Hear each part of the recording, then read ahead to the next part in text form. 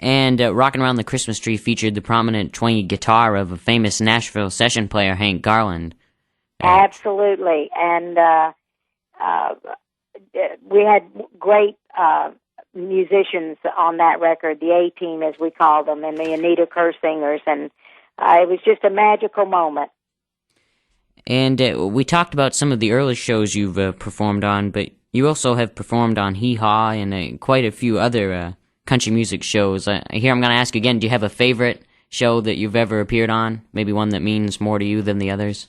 Then again, not to put you on the spot. No, I loved meeting all the folks that hosted the shows. I was crazy about Steve Allen and Perry Como and Red Skelton and Tennessee Ernie Ford, and I loved those people. And I just I loved the Hee Haw staff, and I loved all the shows back then because it was a fun time to be in the industry, and TV was a fun medium to be in.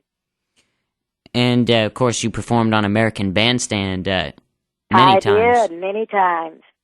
With, of course, the fabulous Dick Clark. And yes, Dick is my buddy, and Dick helped a lot of us out in those early years with that TV show.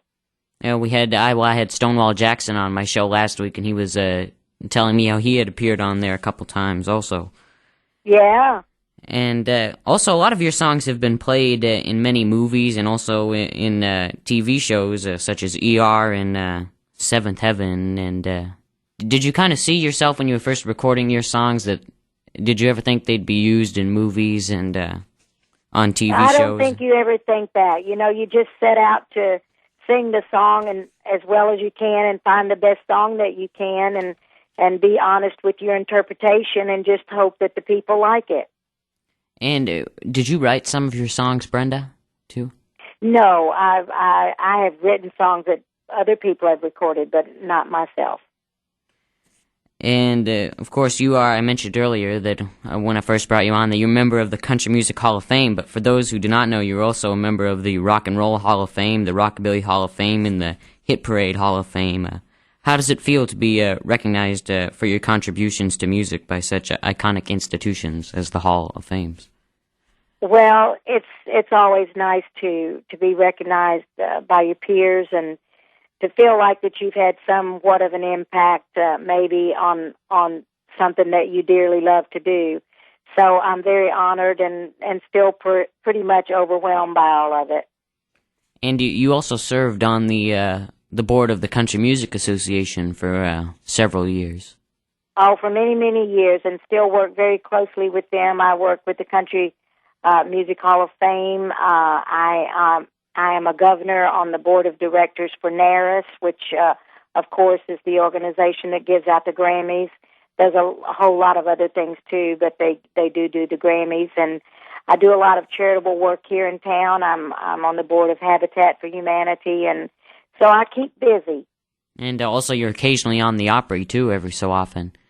I am. I'm occasionally on the Opry. I'm not a member, but they're kind enough to let me come on every once in a while. And you made your first Opry performance back in 1957, wasn't it? I did, with Elvis Presley. I certainly did. Oh, so that was the one night that Elvis went to the Opry, his one and only time? He might have been on once before then, but I'm not sure. And so did you sing with Elvis, or did you do no, some material together? No, I did not. We were just on the same show and on the same stage. Do you remember who introduced you that night? You know, I don't. I really don't remember that. But I remember that night. Of course, you know, when Elvis is in the room, you always remember it. Sure.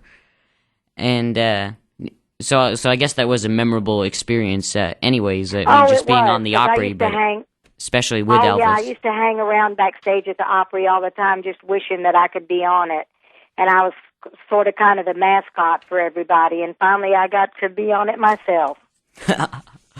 And now, Brenda, you have a, relatively new album out. We heard a couple songs from it before you came on, Gospel Duets with Treasured Friends. And would you mind telling us who was featured on this album with you? We heard a song by Pam Tillis with you and Alison Krauss, but there are a lot of other of your fellow Well, stars? there's Emmylou Harris, George Jones, Vince Gill, Dolly Parton, Charlie Daniels, Brooks and Dunn, Huey Lewis, Martina McBride, and of course Allison and Pam. And how did you come to decide to record a gospel album as your next release? Well, I've always wanted to do a gospel album. I really don't know why it took me so long to do one, but I've always wanted to do one. And I did the songs that I grew up with as a young child in the church, and just had a ball doing it. And I guess, what are your plans for the future? Are you currently working on a new project?